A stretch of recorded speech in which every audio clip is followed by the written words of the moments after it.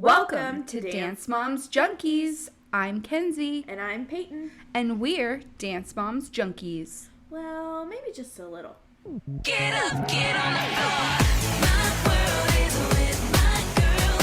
Living on the dance floor. Welcome back to Dance Moms Junkies. I'm Kenzie. And I'm Peyton. And we're Dance Moms Junkies. Maybe just a little bit. All right, here we go, guys. This is Season 1, Episode 7, She's a Fighter. There's a lot happening in this episode. There is. Okay. We want to put out a trigger warning to anyone listening to this episode. This episode is going to contain topics such as race, stereotyping, and tokenism. And we just really want to be clear that we are not trying to speak for anyone. We are just giving our commentary on a TV show that happened 10 years ago. We are back at Pyramid. What? And Abby tells the girls that she's proud of them. What? And I'm shocked. I also am very proud that all the moms kept their mouths shut and didn't say anything to me. See how much nicer it is when everything goes so smoothly? It was wonderful. Now, if only the moms could learn to be team players like their daughters, then we'd be in business. And I agree. Oh, goodness. They're gonna head to the Mohegan Sun for Star Power again. And this is happening in Connecticut. I'm not even gonna try to pronounce the name of the town that is happening because that's just too much. Eukinsville. That's what it says right there. Eukinsville. I don't know if that's how you pronounce it, but that's how I'm saying it. But it's a self-contained competition, just meaning that... I was like, what does that mean? Do you not know what that means? No. Really? So self-contained is like all of the classes, all of the food, all of the award shows, everything's going to be happening within this one resort. So there's going to be no reason for them to ever leave. That makes sense. It's like a all-you-can-eat buffet. Exactly. So they're going to have a wardrobe list and they're going to have to pack in front of Abby. We get a brief look at the pyramid. Maddie's at the top. Shocking. Chloe, Brooke, Paige, and Nia are on the middle, and Mackenzie and Vivian are at the bottom. We don't really go into why everyone is there, but the moms later are going to be complaining that since Mackenzie and Vivian were in the dance, they should have been on the middle with everybody else. But, like, they didn't dance. So, like, there wasn't much to judge them on. And their duet didn't place that we didn't see. So, there's that. Yeah. So, we don't really learn who's doing these dances until way later in the episode. So, I'm just going to give you a rundown of what dances are going on because we never actually really get that information. They're doing a jazz dance called Make You Mine, and it has Brooke, Chloe, Maddie, Nia, and Paige. Maddie is doing a lyrical dance called Angel. Nia is doing a jazz dance entitled They Call Me Laquifa. Chloe is doing a lyrical dance entitled Different Bodies. Brooke is doing an acrobatic lyrical called Beautiful Dangerous. Vivi and Mackenzie are doing an acrobatic jazz duet called Summer Boy, and Paige is doing an acrobatic jazz solo entitled The Hot List. Also, what is acrobatic lyrical? We've asked this before, and I have no idea.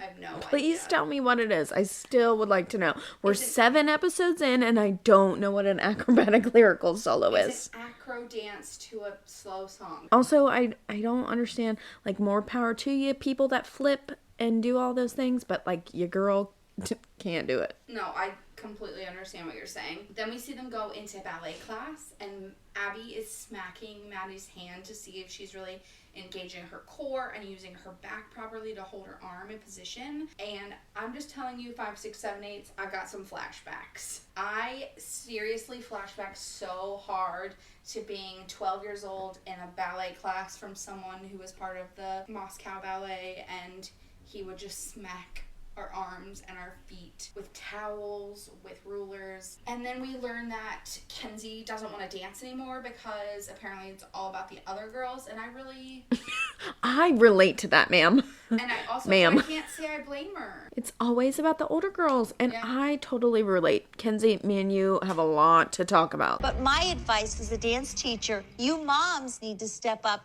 and make sure that she's on top of things with your costumes. Vivi's very young, and You're new, so you're kind of still in that honeymoon period, so she may not take it out, but give her some time, then she'll start taking out her frustrations on you, on your daughter. Well, all I'm gonna do is flash her a couple of dead presidents. Hopefully that'll work. And to that I say, you want to flash me some dead presidents? Heard that.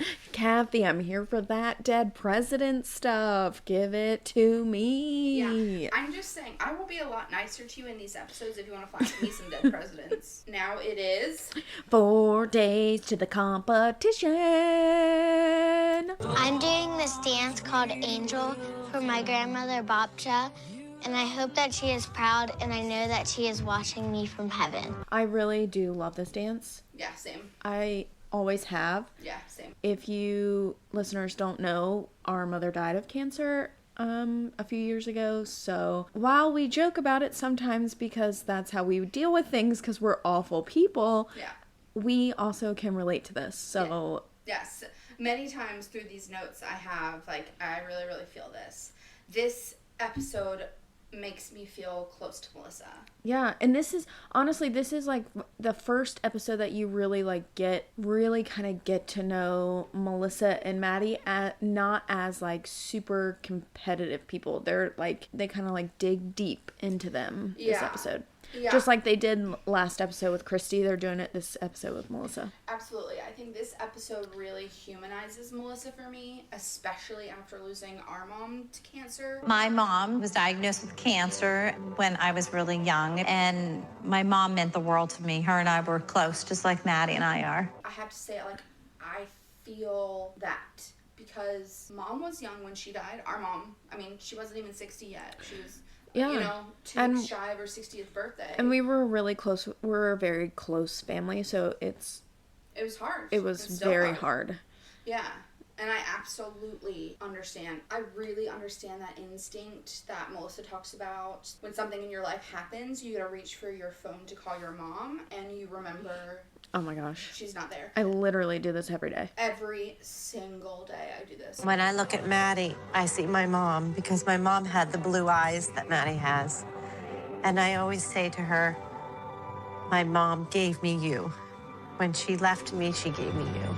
I think that's really sweet. But then at the same time, I'm like, what about Mackenzie? It's always Mackenzie, call me, girl. We got lots to talk about. Okay, but we're gonna talk about our girl Nia. Our girl's doing a solo, which is so exciting. But also, it's a character piece. And it is a piece. You know what I'm saying? It is a piece. Oy. And Abby literally says, Nia is African American, and I'm trying to teach her different ethnic dances, and I'm trying to train her so that when she is in New York or LA and the casting call says ethnic, she can do all of the dances correctly. okay, buckle up, pull over, I'm gonna monologue. So I looked up the definition of ethnic. It's an adjective. It means of or belonging to a population group or subgroup made up of people who share a common cultural background or descent.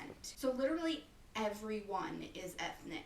We all fit into some sort of ethnic group. So saying that Nia is the only ethnic girl, that's such an outdated way to say that she's the token black girl.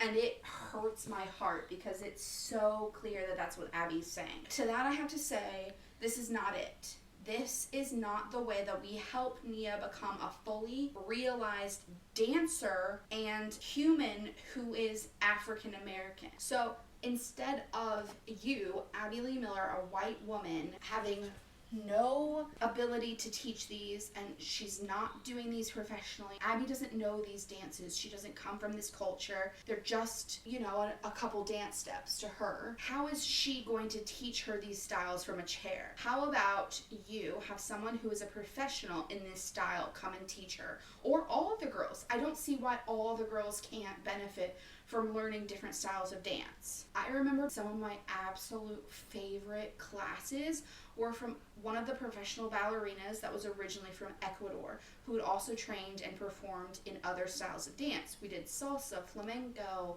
rumba, Afro-Cuban dances, and she would bring in her husband who was a musician, and we always had live music, which was amazing. These classes were amazing because it was for us to learn and appreciate someone else's culture. We were being taught it by someone who is of that culture.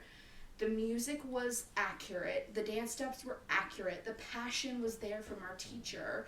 It was amazing. That's how you want to learn a style of dance that is very important to a culture. So that is one side of the coin. Second part of this is, why are we only letting Nia do quote-unquote ethnic dances? Like I said before, I think all these girls can learn from doing different styles, but also let's mix up what we're giving her for her solos. Then, what is it about this dance that we will see by the end of it? What is about this dance that is ethnic? This is just a stereotype, and it's just a bad jazz dance. There's nothing ethnic about this dance. And I say this as a white woman. I absolutely understand that I don't know all the nuances, but this is me as a white woman who's looking at it and saying, I don't understand how this was allowed. And that's my monologue. And then Abby's going off on her about her bad technique, and then she's really upset that Nia's not a fucking thesaurus and can't explain to her what technique is. Ma'am, you are telling her she's a bad dancer and then asking her to perform right on the spot. The child is 10. She's terrified of you, and you just told her she was shit. Why do you think that she's going to be able to all of a sudden spit out all the, Webster's dictionary definition of what technique is? Abby, I have a lot of things to say, and I probably don't need to say them out loud about you, so I'm just gonna... My mama told me if you ain't got nothing nice to say, come sit next to me, then maybe I'll tell you, but, I'm not gonna tell you. Okay. I don't know if I should give you my opinions on this, because I think Abby is very racist. Oh, I absolutely agree. Was that not in my monologue very clear? And I don't think that the producers had to, force that on her. I think it was just very apparent, and it's very appalling, honestly. I absolutely agree. I don't think this part was at all instigated. But also, I have a problem with the producers in a lot of this, because why would you allow this to happen at the same time? I think part of it is that, unfortunately, it was 2011, and looking at it from a 2021 perspective, I think everyone is going to look at things a little bit differently now and say, ugh, this is not it. I don't think any of this situation was manipulated at all. I think it played out exactly how it went, and the producers were just happy to be along for the ride. So I agree with you. I think it's absolutely appalling. I would hope that in 2021 this wouldn't be produced. And maybe I'm just trying to give them the benefit of the doubt.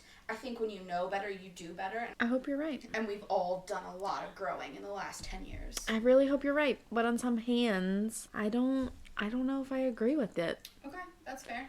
And it just is sad. It's really sad. And I hate that any person would have to deal with what Nia and Holly and later on Nakaya and Kaya and Cameron, all of these amazing people had to deal with. And because Jade. Because they're not white. No, I absolutely agree. I don't think I've seen anything from Abby in the last 10 years to tell me that she's changed. Oh, definitely not. You know what I'm saying? I don't think that I've seen that growth. Okay, now we're gonna switch topics. Melissa comes in to let us know that Minister Dawn is back. Yes. Minister Dawn is back. You never paid for the rest of your solo. I'm not going to do that. Okay, well, it needs to be paid. This is your contract. I understand. But the contract was broken. No. When you throw me out and tell me to get out and not come back, that makes it broken. No, it's not good. You broke the contract. I don't owe you anything. See you in court. Believe me, Dawn, I've done it before. And you're going to have the court costs. You're going to have my time in there. Unless I win. And then what happens? How would you win? Your daughter wore a costume. took a picture in it and you're claiming that you don't need to pay for it? That's called theft by deception. You can use all the words you want to use, I will. but it's a breach of Okay, contract. it's time for you to go. I think it's telling. Abby pretty much tells us that she has sued former students before. Also, another reason why she is awful. Yeah, trash. Absolute trash. That Minister Dawn needs a Bible refresher.